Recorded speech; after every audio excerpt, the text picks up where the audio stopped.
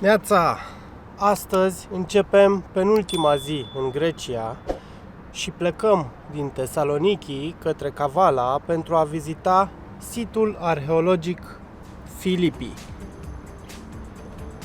Și pentru că am văzut că astăzi ar trebui să fie numai puțin de 29 de grade, probabil o să ne distrăm un pic și la mare.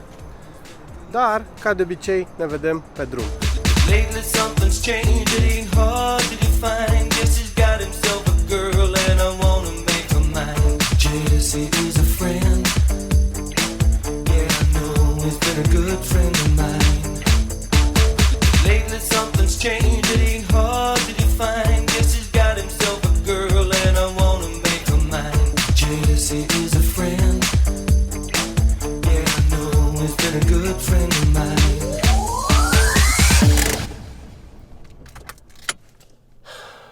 170 de kilometri mai târziu și vreo 2 ore jumate și în sfârșit am ajuns la Philippi. Nu știu cum e cu Sandero ăsta. Inițial pare o mașină confortabilă și probabil că pentru oraș este de vis, dar la drum lung efectiv te îndoaie. Adică după probabil 200-300 de kilometri poate poți să mergi și mai mult cu ea, dar e destul de obositoare. Bun, luăm ghiozdanul și dăm să vizităm. 6 euro a costat biletul de intrare la Philippi.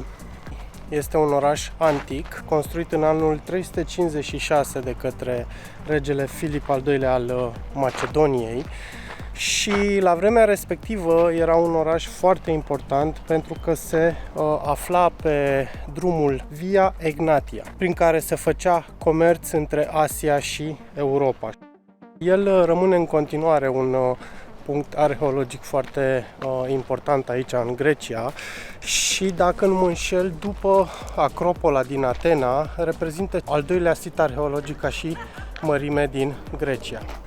Orașul a fost înființat de locuitori veniți de pe insula Tasos. Orașul a prosperat, s-a dezvoltat și la ceva timp a fost colonizat inclusiv de către romani.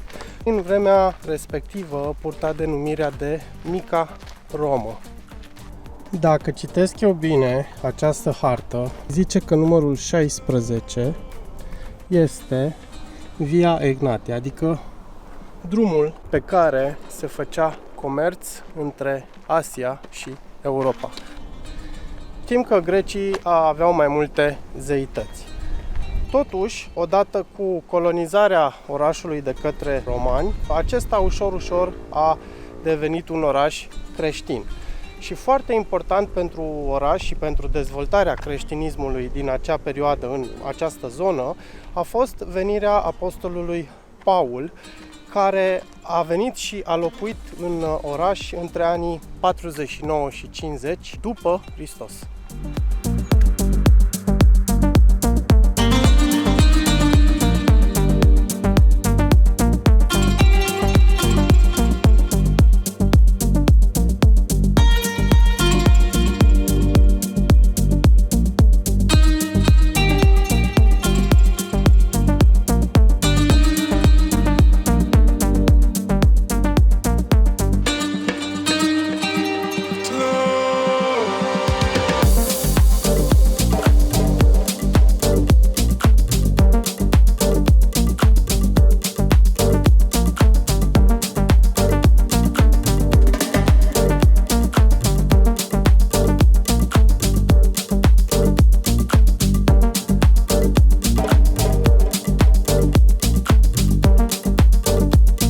Odată cu muzeul, terminăm și vizita aici la Philippi.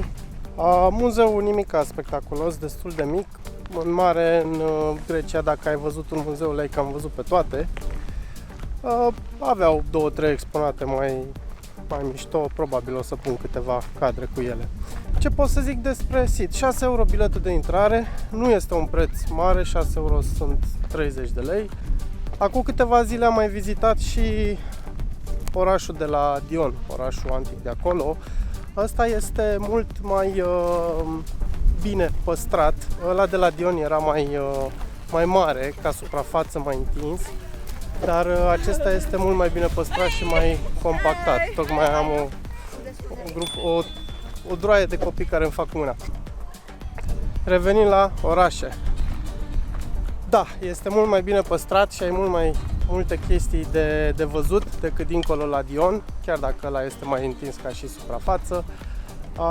Oricum, ce am vizitat ieri, și anume mormintele regilor macedonieni sau al lui Filip al II-lea al Macedoniei, alea m-au lăsat de-a dreptul cu gura căscată. Deci dacă ar fi să aleg din astea 3 chestii pe care le-am văzut săptămâna asta, sigur aș merge și aș vedea mormintele respective. E ușor trecut de ora prânzului, e 12:30 și pentru că mi s-a făcut foame și pentru că este penultima mea zi aici în Grecia, am zis să merg să mănânc într-un loc mai special. Am căutat destul de mult și am găsit, zic eu, sper eu, un sat în munți pe lângă Kavala, un sat mic, tradițional grecesc, un sat care ar trebui să nu fie foarte plin de turiști sau în general să nu meargă foarte mulți turiști acolo. Așa că o să ne urcăm înapoi în mașină, de fapt suntem deja în mașină, și dăm vreo 20 de kilometri în direcția aia spre munți. Că e o vorbă din popor care zice că socoteala de acasă nu se potrivește întotdeauna cu cea din târg. Și din păcate cam asta s-a întâmplat și la mine astăzi. Asta e taverna unde vreau să mănânc, e splendidă. E sub pomul ăsta mare. Dar din păcate este închisă.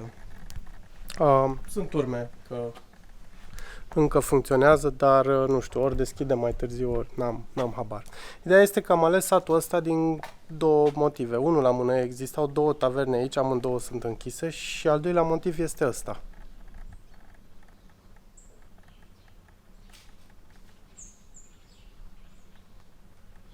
Adică singurul lucru ce a perturbat liniștea este această pisică. În rest, aici este foarte liniște.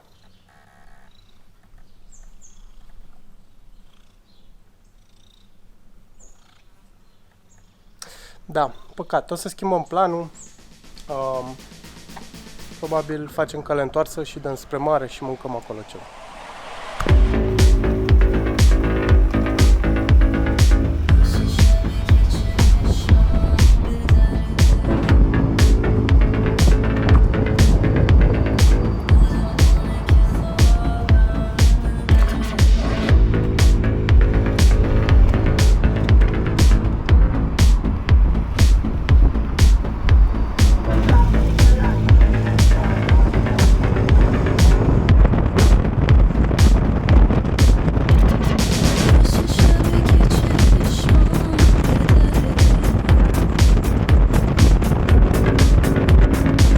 Am ajuns în localitatea Nea Iraklița. Planul meu era să vin aici și să mă bucur de plaja asta minunată, pe care o să vă arăt imediat. Dar, între timp, dacă tot am venit până aici, bineînțeles că o să și mănânc ceva la taverna asta, care se vede în spatele meu. Și între timp să vă arăt foarte repede și plaja.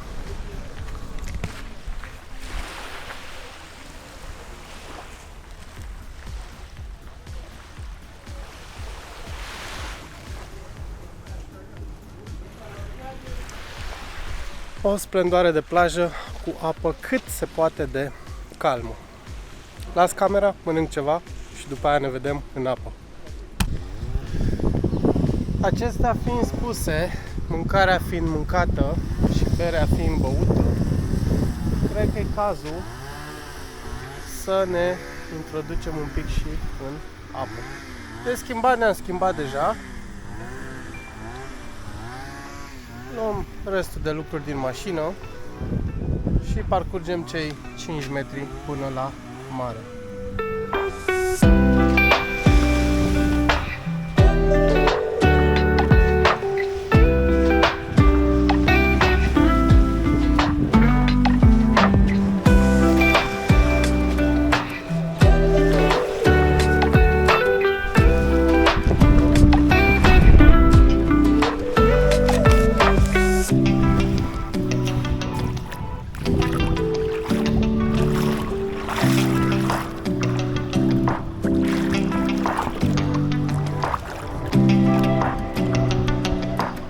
Apa nu este aproape deloc rece, are undeva la 24-25 de grade, aș putea spune. Și de data asta mi-am învățat lecția și de data trecută și mi-am luat un prosop la mine de la hotel ca să mă pot șterge în momentul în care ies și să nu mai îngheț de frig. Stăm aici, ne bucurăm de berea asta și după aia cel mai probabil o să dăm și câteva brațe.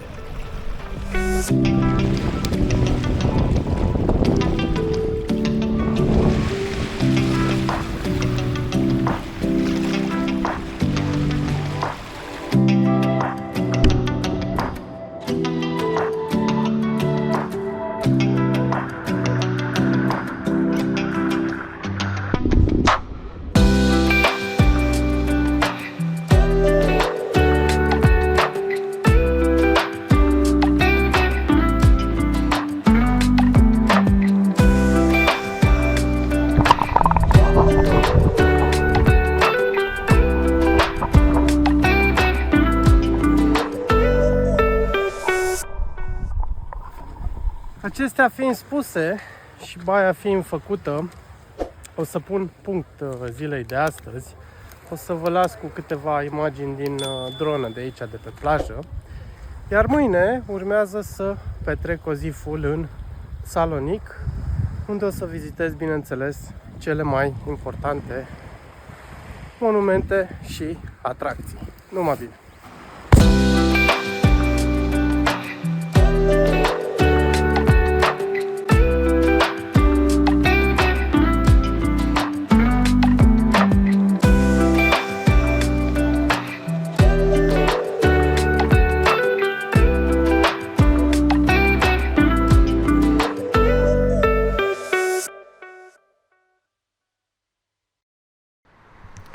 Neața, începem ultima zi din săptămâna noastră în Grecia și astăzi o să mergem să vizităm Salonicul. Tot ce sper este să nu mai plouă, pentru că azi dimineață a dat o ploicică destul de ca lumea, de vreo jumătate de oră. Cam atâta. Și sper să găsesc și parcare, pentru că Salonicul e destul de vestit pentru faptul că e greu să găsești parcare. Ne vedem în centru. Am ajuns și în centru. Cu greu am reușit să găsesc un loc de parcare. Și asta din simplu motiv că era oarecum blocat, ca să zic așa. Sunt câteva parcări publice și bineînțeles că toate sunt cât se poate de pline. Și acum o luăm la picior spre orașul vechi, să vizităm obiectivele, promenada și așa mai departe. Prima chestie pe care o observ la Salonic este că în orașul ăsta aproape nimeni nu trece pe verde, toată lumea trece pe roșu. Nu înțeleg de ce mai au semafoare pentru pietoni. E foarte cald afară, e umezeală și dacă te uiți, grecii sunt pe ei cu bluze și cu gecuțe și cu pantaloni lungi. Și eu sunt în mânecă scurtă și în pantaloni scurți și nu mai pot efectiv de cald, dar pentru ei probabil deja e iarnă. Urcam acum spre cetatea bizantină, dar ce nu pot să cred este că în secolul 21, într-un oraș mare ca Salonic, poți să găsești așa ceva. Uitați-vă un pic cât gunoi și câtă mizerie.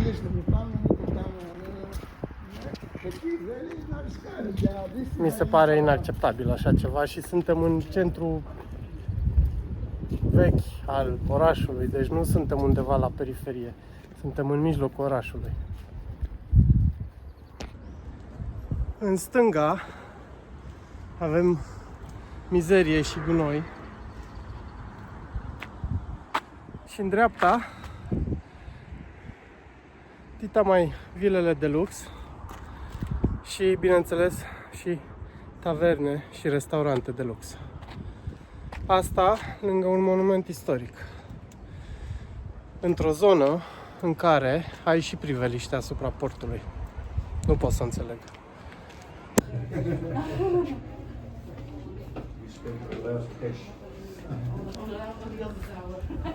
6 euro biletul de intrare. Nu o să dau banii ăștia pentru că nu mi se pare neapărat că merită. În schimb, o să dau o tură pe afară și o să admir peisajul asupra Salonicului. Da, din punctul meu de vedere, nu merită nici măcar efortul să te chinui să urci până aici sau să te chinui să găsești loc de parcare ca să vii să vizitezi cetatea asta. Nu am intrat, dar 6 euro mie mi se pare un preț enorm și am dat o tură pe afară, nimic impresionant, poate doar un pic priveliștea. Nu recomand, chiar nu recomand. Acum îi dăm din nou în jos spre promenada de la mare, să vizităm și acolo. Sperăm că măcar acolo Salonicul să arate mai bine, pentru că momentan este o mare dezamăgire. Plimbându-mă pe promenadă și cu poate cel mai recunoscut reper al Salonicului în fundal, The White Tower, care a fost fortăreață otomană și chiar și închisoare la un moment dat, am zis să pun punct vlogului de aici din Grecia și să vă povestesc, să vă zic câteva din părerile și impresiile mele. Ziceam la început că ultima oară am vizitat Grecia cu 6 ani de zile și atunci am fost în Tasos. Vreau să zic că am văzut foarte mult din Grecia, am văzut Creta, Atena, Santorini, Delphi, Tasos, Kavala, deci foarte multe locuri în Grecia pe care le-am vizitat. Toate de-a lungul timpului au fost vizitate în full sezon, adică de obicei undeva în luna august sau poate ușor la început de septembrie. Și de data asta am zis să fac ceva diferit și să văd cum este Grecia în afara sezonului, și anume la începutul lunii octombrie. Și ce pot să zic decât că am găsit o Grecie frumoasă, o Grecie curată, o Grecie goală în octombrie, fără prea mulți turiști, cu prețuri foarte bune, atât la cazări cât și la mașina de închiriat, la mâncare și așa mai departe. Într-adevăr, porțiile parcă sunt un pic mai mici la mâncare față de cum erau acum 6 ani de zile, dar în continuare sunt ok cât să te saturi. Da, per total am găsit o Grecie, repet, frumoasă și pot să zic că m-aș mai întoarce în octombrie în Grecia. Mai ales dacă vrei să vii în Grecia ca să vizitezi. Dacă vrei totuși să faci baie și să stai toată ziua la plajă, nu este de venit în octombrie. Chiar dacă apa este încă caldă, afară nu mai sunt temperaturile acelea de 30 de grade. În schimb, pentru vizitat este superb. Am avut totuși o mică dezamăgire, și anume orașul Salonic. Mie personal, în afară de promenadă și în afară de alea aceea centrală, mi s-a părut mizerabil, mi s-a părut împuțit și înghesuit, mai ales că nu suntem în sezon, deci nici nu vreau să-mi imaginez cum este vara aici la 30 și ceva de grade, 40 de grade și când e plin de turiști. Da, nu știu, overall mie Salonicul nu mi-a plăcut, dar ca să vii și să aterizezi aici și de aici să pleci să vizitezi, este ok să folosești Salonicul pentru așa ceva. Cam atâta despre Grecia. Momentan am zis cam tot ce se putea zice. Ca de obicei, până data viitoare, vă zic numai bine.